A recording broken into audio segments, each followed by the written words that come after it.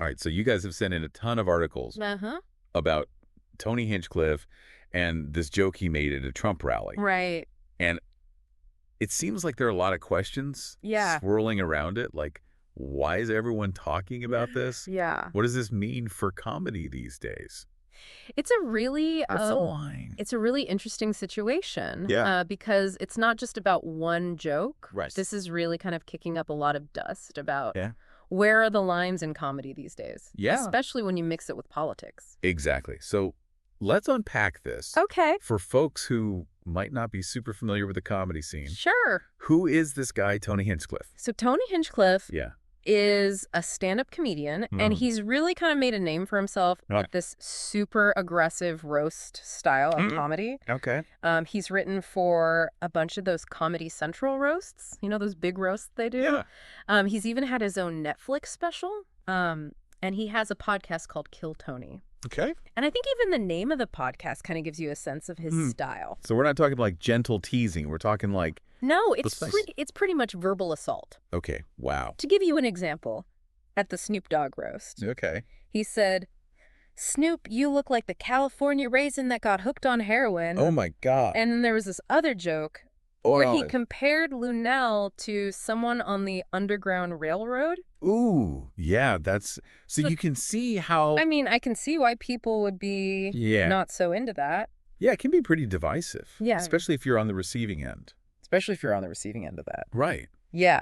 It's interesting that you mentioned the roasts. Yeah. Because I was reading that he considers roasting to be an art form. It is. There's a real skill to it. Yeah. It's not just about being offensive. Oh, wait. There's a craft to it. Yeah, there's a real craft to it. Yeah. And it's important to say that roast-style comedy has its own rules and techniques. Yeah. You know, it's not just being mean to be mean. Right. A good roast should be funny and sharp.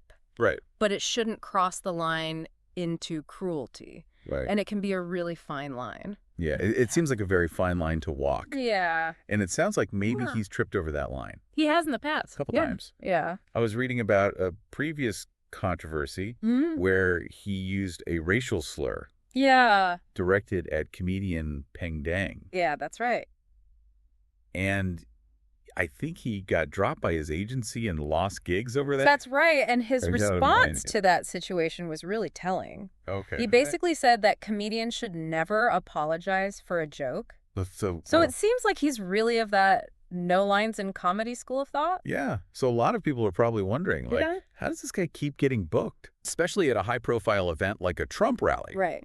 Like, he's not flying under the radar. That's a great question. And it is important to note that Hinchcliffe has a history with Joe Rogan. Oh, okay. Who, you know, recently had Trump. Had Trump on his show. Yeah, on his podcast. So there's a connection to that world there. Ah, so this wasn't just some random booking. There's a pre-existing relationship there. A pre-existing relationship. Okay, so let's get to the joke that started this whole firestorm. Yeah. I know you have the exact quote from the AP article. I do. So at the rally, Hinchcliffe said, I don't know if you guys know this, but there's literally a floating island of garbage in the middle of the ocean right now.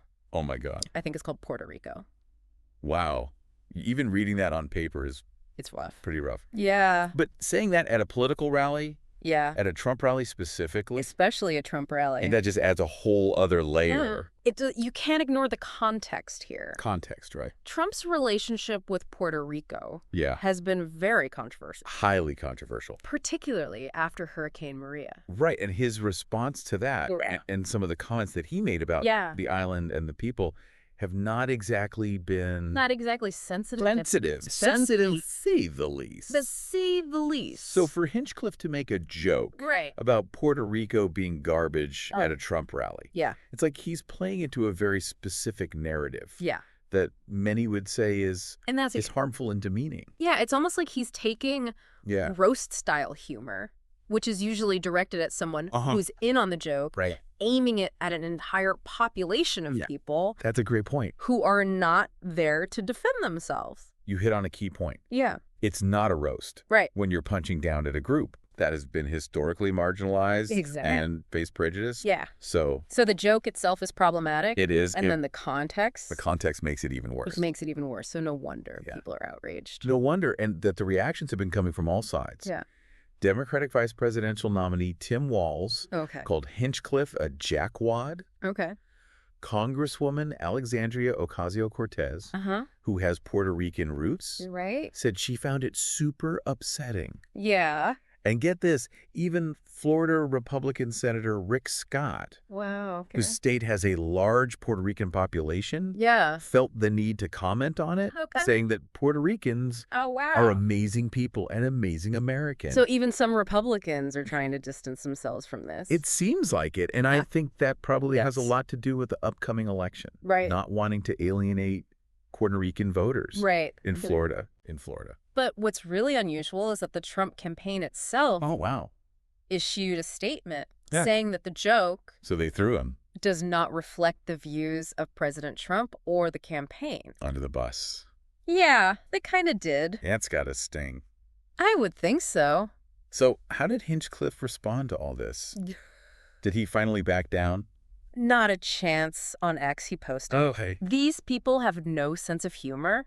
Wild that a vice presidential candidate would take time out of his busy schedule to analyze a joke taken out of context to make it seem racist. I love Puerto Rico. And vacation there. So he's sticking to his guns. It seems like it. Saying it was just a joke. And everyone's overreacting. Yeah, he's doubling down on that. Their lines in comedy stands. And it's that unwavering commitment to that idea. Unwavering commitment to that idea. I think we need to explore further. Because it brings up some really important questions about where are the boundaries of humor and what is the responsibility that comes with having a platform. It's easy to say it's just a joke. When you're not the one. Exactly. When you're not the target of the joke. And I think to really understand the nuances of that argument, we need to understand more about Hinchcliffe's comedic journey. How he got here. Let's rewind a little. Rewind a little bit. And look at how he came to be known for this no-holds-barred style. So to understand this no apologies approach, I think we need to look at his career. Like he's been on this trajectory towards edgy roast-style comedy from the beginning. I mean, he started doing stand-up when he was just 19. Very young. I'm picturing like Smokey Comedy Club just trying to get a laugh out of anybody. Just honing his craft. And he found his niche in the roast scene pretty early on. And eventually he was writing for those big Comedy Central roasts. Those are like the Super Bowl those are insult comedy. Leagues. I've seen clips of those. Oh, yeah. They're brutal. They're brutal. But I guess that's the point, right? And that's kind of the point of a roast. It's all about cutting the most personal jokes. And he seems to... And Hinchcliffe seems to thrive. Thrive in that kind of environment. He loves it. And he even said that he considers roasting to be an art form. He does. He says it's an art form. And I can see that. There's a skill to it. There's a real skill. It can't just be mean for the sake of being mean. Exactly. There's a craft to it. There's a real craft. To writing a good roast. And I think that's where the line gets blurry with Hinchcliffe. Because while he is incredibly talented at crafting a really sharp joke, sometimes it feels like he goes too far. Like he loses that sense of playfulness. That understanding that it's all in good fun. Like he takes it too far. And it's in those moments that I think it stops being a roast. And it becomes something else entirely. And it's like he forgets that there are real people on the other end of those jokes. That's a really important point. And I think that's where the context of the Puerto Rico joke becomes so crucial. In a roast setting, the target is usually an individual who's in on the joke. There's an understanding that it's all part of the game. But when you're making a joke about an entire population, a group that's been historically marginalized and faced prejudice. And they didn't. The dynamic shifts. They didn't consent. Not be the target. They didn't consent to be the target. It's like he took that roast-style aggression and aimed it at a group that's already vulnerable. Especially given their relationship. Especially their relationship with the government. With the U.S. government. And that's why I think it's so hard to separate the joke from the context in which it was told. at a Trump rally. At a Trump rally. With all the baggage. With all the baggage. It takes on a whole new meaning. Yeah. And that's, I think, where Hinchcliffe's no lines in comedy philosophy becomes really problematic. It does. Because while I understand the argument for pushing boundaries, challenging norms, I think it's important to recognize that words have power. Right. And when you have a platform like Hinchcliffe does, your words can have a real impact. And especially when they're amplified. Especially when they're amplified by social media. By social media. Yeah. So it's not just about... So it's not just about the intent. The intent behind the joke. Behind the joke. It's also about the... It's about the potential consequences. Consequences of those words. And this is a debate that's been raging in the comedy world for years. Yeah. Where do we draw the line between free speech and responsible speech? Right. When does humor cross the line? Right. Into hate speech or incitement? These are tough questions. Tough questions. And I don't think there are any easy answers. But I do think it's important to have these conversations. Yes. To be willing to challenge our assumptions about what's funny, what's harmful. And I think it's important to remember that context matters. Context matters. It's a joke that might be harmless in one setting could be deeply offensive. Could be deeply offensive in another. Like if Hinchcliffe had told that same joke about Puerto Rico at a comedy club, maybe the reaction would have been different. Maybe. But even then, it's still a risky joke.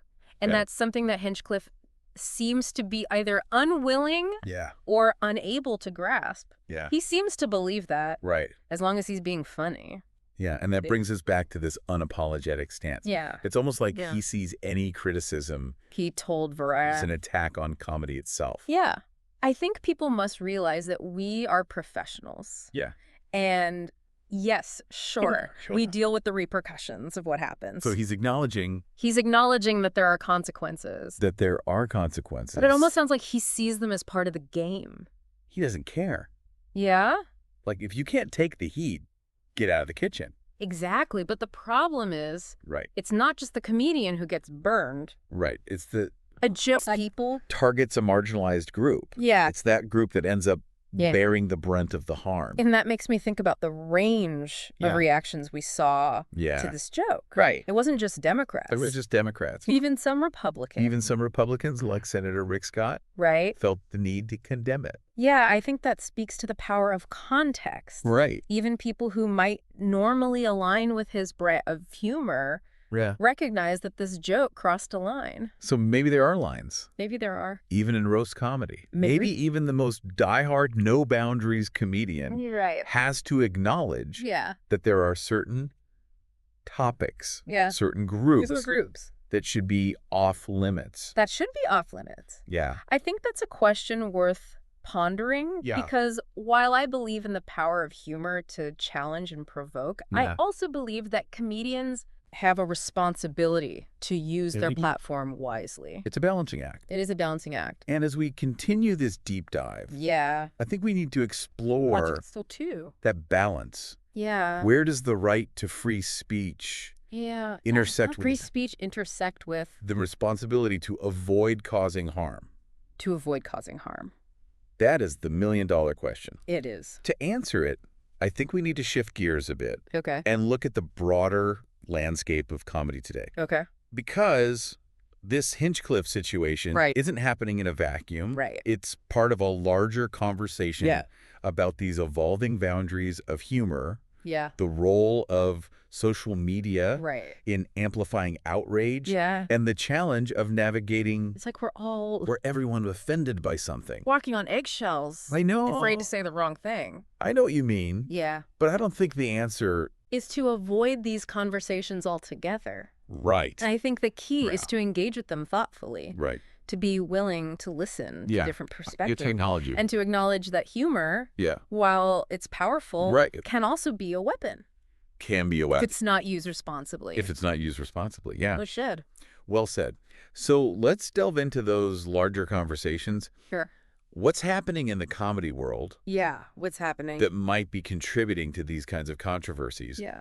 Are we seeing a shift? Are we seeing a shift? In what's considered acceptable? Yeah, what's acceptable. And how is social media... Social media playing a role in shaping these debates. Shaping these debates. Yeah. Okay, so we've talked about Tony Hinchcliffe, Yeah. his comedic style, right, and how this whole Puerto Rico joke blew up. Yeah. But this feels bigger than just one comedian. I agree. Like, this is tapping into something about comedy itself. I think so. Where are the lines? Yeah, where are the lines? How is that changing? It really feels like Yeah. this Hinchcliffe situation is like a perfect example of what's happening in comedy right now. This Right. constant Yeah. push and pull between pushing boundaries and being mindful of Right. who those jokes might be hurting. It's like, on the one hand, Yeah. you want comedy to be edgy. Yeah. You want it to challenge the status quo. To challenge the status quo. But on the other hand, yeah. you don't want it to be a weapon Right. to punch down at people Right. who are already dealing with enough in their lives. And finding that balance is tricky. It is. Especially in today's world. Yeah. Like, think about how much comedy has changed. Oh, yeah. Even in the last couple decades. Yeah, totally. Jokes that were considered acceptable back then are totally off limits now. Oh, you wouldn't see a comedian? Right. You wouldn't see a comedian casually making Sexist or racist jokes. sexist or racist jokes. In primetime TV anymore. On primetime TV. Not without Not without facing some consequences. facing some serious consequences. Right. Right. And that speaks to the power of social progress. It does. Right. Like, as we As we become more aware become more aware. of the harmful effects of certain types of humor, Right. we kind of collectively draw new lines in the sand. But then you have these comedians like Hinchcliffe Yeah. who are all about this no lines in comedy. Right. The no lines in comedy philosophy. No, great. They argue that nothing should be off limits. Yeah, anything goes. Comedy should be a space for Total freedom of expression. absolute freedom of expression. Yeah, how do you reconcile that with the need to be sensitive Right. and avoid causing harm? That's the million-dollar question. That is the million-dollar question. And I think the answer is more nuanced I think so, too. than a simple yes or no. It's not just black or white. No lines. Yeah, it's about recognizing Right. that with freedom comes responsibility. So just because you can say something doesn't mean you should. It's about asking yourself, Right. who benefits from this joke? Yeah. Who am I potentially hurting? Right. And is it worth the risk? Worth the risk. Yeah. Right? Intent matters. Intent matters. But impact matters more. But impact matters more. And that's where the context comes in. And that's where the context comes in. As we saw with this Hinchcliffe joke. Yeah, a joke that might land in a comedy club Right. where there's this understanding that it's all in good fun Right. could be incredibly damaging when it's told at a political rally. Right, because it's being used. Where it's being used to people don't- reinforce harmful stereotypes. Harmful stereotypes and prejudices. And let's not forget about social media. Oh, yeah. Social media is like this megaphone Yeah, it's a megaphone for outrage. for outrage. A joke that might have been confined. Yeah, you know, a joke that might have stayed in a small room can now go viral Can now reach and reach millions of people in an instant. millions of people. Yeah. So it's like a double-edged sword. It is. Yeah, it can boost your career, Yeah. but it can also destroy it It can destroy it in the blink of an eye. in the blink of an eye. And that's something I think a lot of comedians And that's where grappling with right now. it gets really interesting Yeah. because it's not just up to the comedians to figure this out. We, the audience. We, the audience, have a role to play, too. have a role to play. Each time we laugh, Yeah. each time we share a joke online or we Right. speak out against something we find offensive, Yeah. we're contributing to this ongoing conversation Ongoing conversation about where the line should be drawn. So it's not just about being a passive consumer It's about being an active participant. of comedy in shaping what humor looks like Yeah. in the future. We have And I think that's a really empowering thought. more influence than we realize. We do. We have more influence than we realize. So as we wrap up this deep dive, Yeah. I'm left with more questions than answers. Yeah. But I think that's okay. I think that's okay. The goal wasn't to find a definitive solution. Right. The goal was to really explore the complexities of this issue. And this conversation is far from over. Yeah. We need to keep We talking need to keep talking about about the role of humor in society, the role of humor in society, the power of words, the power of words. and the importance of finding that delicate balance Right, between pushing boundaries pushing boundaries and being mindful of the consequences. and being mindful of the consequences. Humor is a powerful tool. It is. It can be used to connect people. Yeah. It can spark important conversations. Yeah. To challenge the status quo. Challenge the status quo. But it can also be used But it can also be used to hurt, to divide, to reinforce harmful stereotypes. So it's up to all of us, comedians and audience members alike, to use it wisely. Yeah. Thanks for joining us for this deep dive. Yeah, this has been a wild ride. It has been a wild ride. We'll see you next time.